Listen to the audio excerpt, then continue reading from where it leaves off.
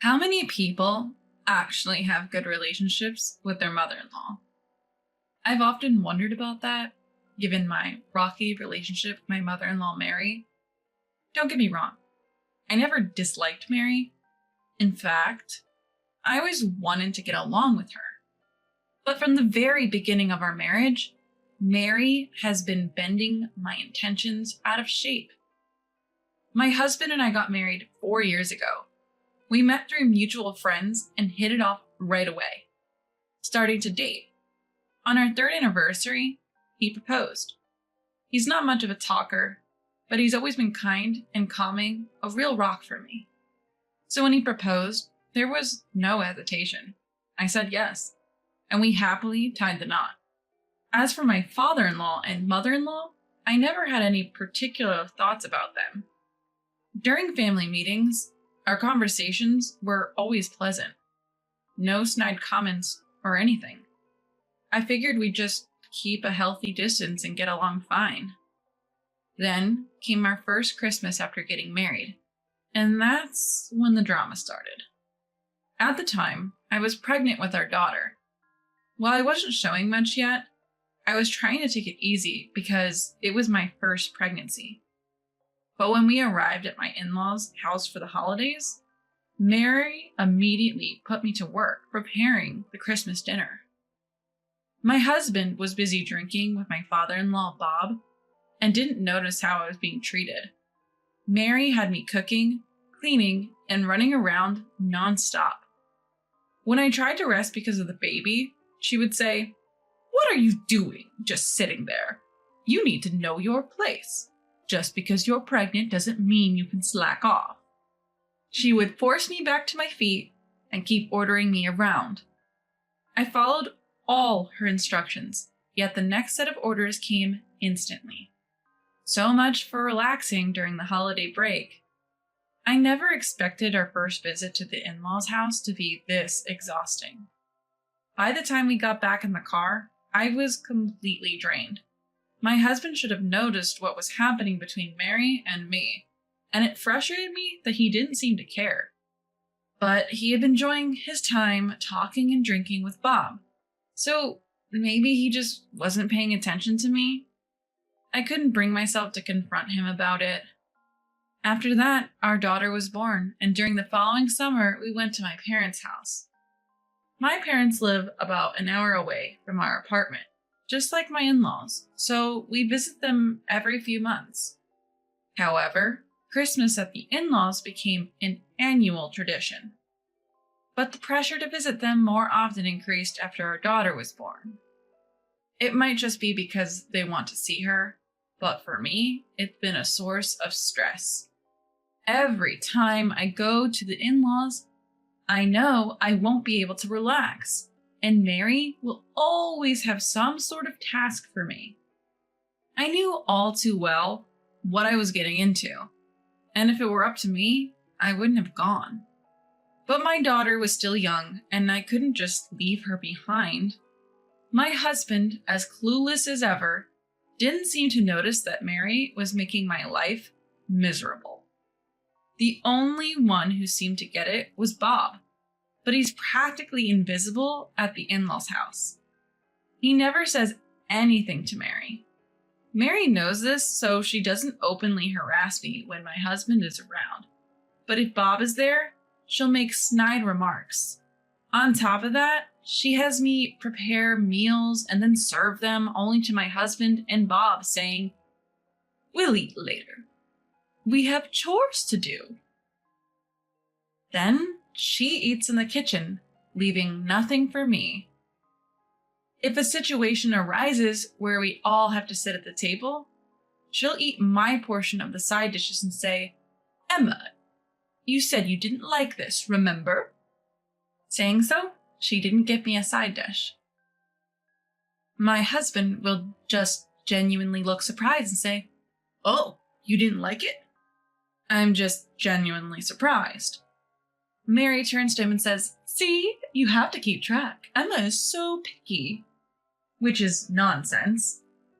I'm not particularly picky, and I generally eat what's given to me. But dealing with Mary's subtle harassment had started to feel tiresome. I'd only managed to eat one meal during a 2-night stay.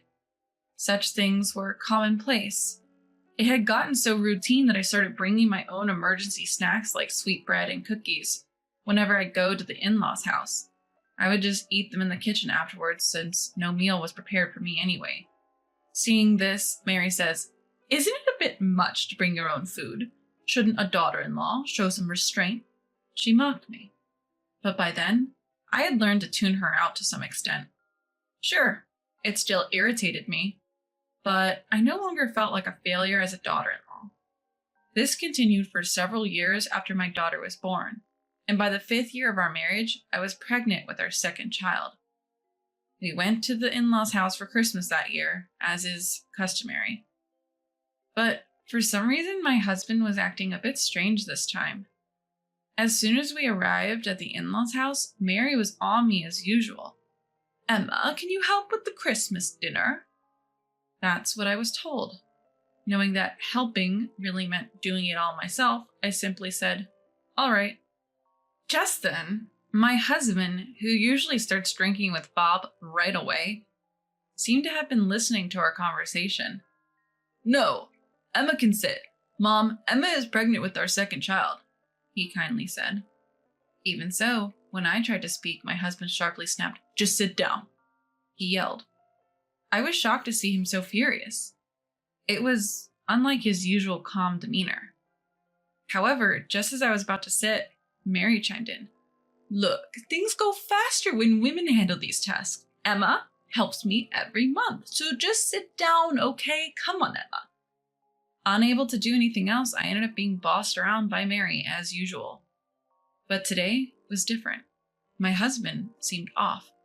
As we headed to the kitchen, my husband followed. Upon arriving, he asked, "Mom, where's Emma going to sit? You're going to help too, right?" Mary quickly fetched a chair and set it in front of me, saying, "Here, sit down, Emma. You're pregnant after all." She was uncharacteristically kind. All the while, my husband just stood there, silently observing.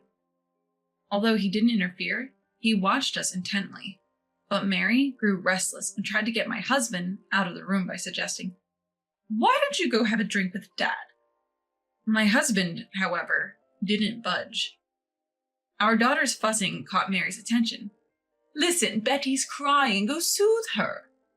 Finally, my husband left the kitchen.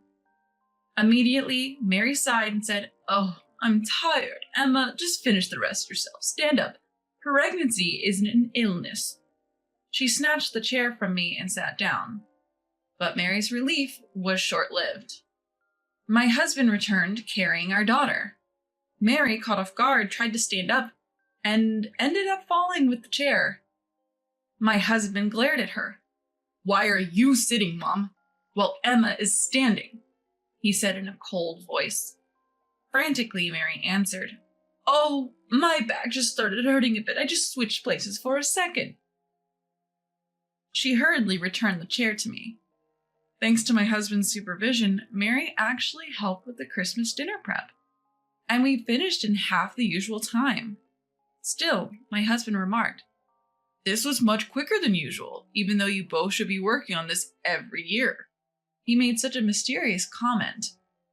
Mary, without replying, simply said, "I'm going to start preparing dinner. Why don't you go to the living room with Betty?" She tried to smile as she said this, but her son didn't budge an inch.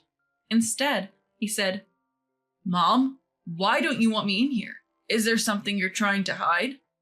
Mary was clearly flustered, but managed to stammer, "No, not really." Then he sighed and said, "Call me if you need anything," and returned to the living room with our daughter. Once she confirmed he had left, Mary shot me a glare. "Did you say something to John?" I was equally surprised. I never thought my husband would behave like this. "I haven't said anything. I don't know what you're talking about." Exhaling a sigh, Mary said, "Fine, whatever. After dinner, you'll be cleaning upstairs. You know the drill. You do it every year." After that, I prepared dinner, and as usual, Mary served my husband, Bob, and herself first. But today was different. My husband insisted. We won't eat until Emma joins us, thwarting Mary's plan, so we all ended up eating together. He kept adding more side dishes to my plate. Emma, you're pregnant. You need to eat well. Usually Mary would give me less food, assuming I disliked certain dishes, but she couldn't intervene this time. Emma, are you sure you like that? You don't have to force yourself to eat. She tried to snatch the dish away from me. No, Emma eats what she's given. It's better for the baby if she doesn't have food preferences, my husband said, so Mary couldn't say anything more. After dinner, I usually do the dishes by myself, but this time my husband stepped in. I'll do it today, Emma. You sit down. He grabbed the dishes from me and headed to the kitchen. Seeing this, Mary whispered, Letting John do that. You're a failure of a daughter-in-law. Go clean the upstairs. That's what she said to me in a whisper. As much as I didn't want to share a space with Mary, I was about to head upstairs when my husband stopped me. Emma, where are you going? I didn't know how to respond, and before I could say anything, he seriously asked, Did Mom tell you to do something? No. Before I could say more, he took my hand and led me back to the living room. He looked angrier than I had ever seen him before. Then, in front of Mary and Bob, he began to speak. I misunderstood because Emma didn't say anything. I thought she was getting along with Mom. Mary looked shocked at his words. What have you been doing to Emma, Mom? He asked. Looking flustered, Mary responded. What are you talking about? Emma and I get along just fine, right, Emma? She looked at me, seeking agreement. Well, about that. Before I could elaborate, my husband spoke again. Every time we come back from visiting here, I notice Emma looking down. I was concerned but didn't press because you always seem cheerful, Mom. You haven't been harassing Emma, have you? Mary's face flushed with anger. I haven't done any such thing. Emma, did you say something unnecessary? She lunged at me, but my husband intervened. Enough, he shouted. I've always been treated well by Emma's parents, so I assumed you were kind to her as well, Mom. But Emma looks miserable every time we come back here. It's true that being at my parents' house might make her feel a bit uncomfortable, but that goes both ways. Yet I've never felt unhappy when I'm at her parents' place. They're really good people. My husband's eyes were filled with tears. Seeing him like that, I couldn't help but tear up too. My husband looked at Mary, who was visibly uncomfortable, and said, Mom, can you really face Emma's parents like this? Can you honestly say you treat Emma well? Just then, Bob stood up and apologized to us. I'm sorry, Emma. I also noticed that Mary had been distant with you, but I didn't say anything. I'm equally at fault. I'm truly sorry. Hearing this, my husband turned to Mary. Mom, you should apologize to Emma too. While saying sorry won't fix everything, it's a start. But Mary wouldn't even look at me, let alone apologize. Seeing this, my husband sighed deeply and said, If that's how it's going to be, Mom, then fine. We won't be coming back to this house ever again. Mary looked shocked. That's not fair, is it? She pleaded. Ignoring her, my husband began packing our things. Mary started sobbing uncontrollably. But no one, not even Bob, comforted her. Let's go, Emma, my husband said, picking up our daughter and calling me. Mary collapsed on the floor, crying, and Bob just sat there, head down. In that awkward atmosphere, we left my in-laws' house. Ever since, Mary has tried to call my husband multiple times, but he's blocked her number.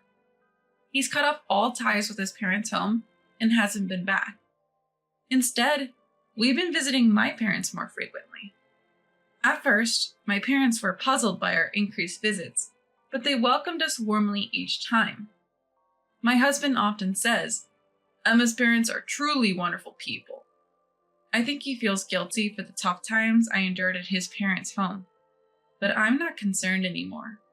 I have no stress now that we've stopped going there. In the end, I owe my current happiness to my husband's actions back then. I'm truly grateful. From now on, I want to create many happy memories with my husband, our daughter, and my parents, and continue to walk a happy path in life.